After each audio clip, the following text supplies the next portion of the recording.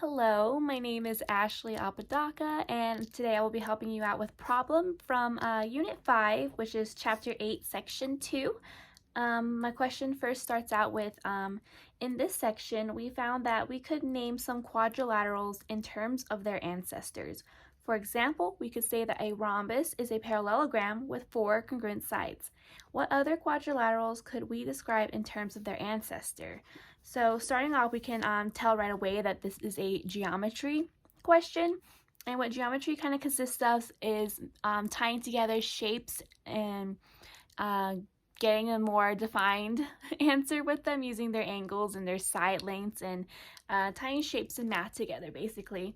So right away it tells us that we're going to be working with quadrilaterals, and quadrilaterals are shapes with 4 sides. So I'm just going to sketch a quadrilateral real quick. It's going to be super just there. It's a little uneven, but that is a quadrilateral, is 4 sides. And the example it gave us is a rhombus. So let me go ahead and jot that down too. A rhombus kind of has like a diamond shape to it. So I'm going to do that the best I can because they did mention a parallelogram, which is not necessarily a rhombus. So right away, that is my rhombus. As you can see, all 4 sides are indicated that they are even in length with those dash marks in there. And then now for a parallelogram, it's going to start off like this, very similar to a rhombus, except as you'll see with my drawing that I'm finishing up real quick. So that is a parallelogram. As you can see, these 2 lengths, these sides right here, are parallel to each other, and the end sides are congruent with each other, meaning they're the same length. That's what congruent means.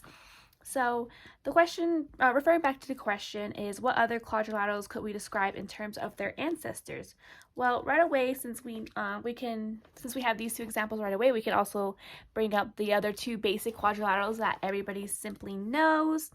So I'm just going to drop them down real quick, and you can look on with me, and you can sorry. We can label it together. So I'm almost done. These ones are shapes that everyone's very familiar with. We see them everywhere. And I have my 2 examples right here.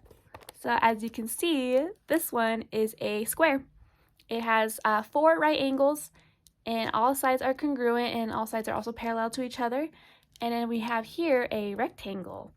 It has 4 right angles, and it has the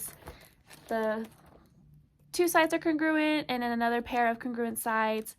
So since we have our basic shapes drawn out now we can get into the describing them. So how I would first describe them is first off resemblance. What resemblance means is that we can see that they have 4 sides together, and then you can see that you'll see a square and you'll think the rectangle is like more of a longer square. So you're kind of using that resemblance to pinpoint that they're the same, that they're coming from the same like shape family basically, in a sense. So after we have that first resemblance, we can kind of like identify like right away just looking at them like these probably go into the same shape family. So I'm going to write down resemblance because that's one of our clues that we're using right away. Resemblance. Okay, and another example of how we can describe them would be their attributes. Let me just write that down real quick.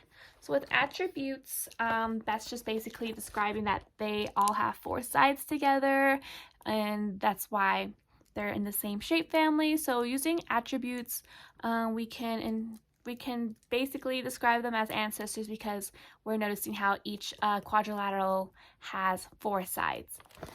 And even though they vary in size and length, they still have either 2 congruent pairs or 2 parallel pairs and whatnot. Okay, and another way that we can also describe them would be their properties. So as I mentioned before with the square and the rectangle, one of their properties they have is that they have 4 90-degree angle corners.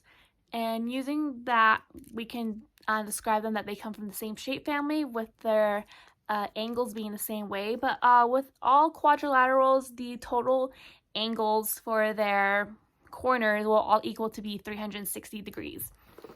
And then that's very important to know, especially when you get into like filling in areas and trying to find like missing blocks and getting that exact, or basically when you use the Pythagorean theorem, knowing how much the total angles will equal together is very important. So with all quadrilaterals, they will equal to 360 degrees.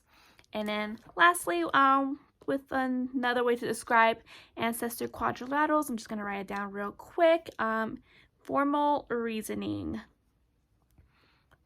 And basically what formal reasoning is, we can see that they're all squares. Formal reasoning is just like you're going to use your, depending on what grade level you are, you're going to use your reasoning to just identify that these are squares or quadrilaterals. Like this first shape that I drew out right here, you can see that it has 4 sides.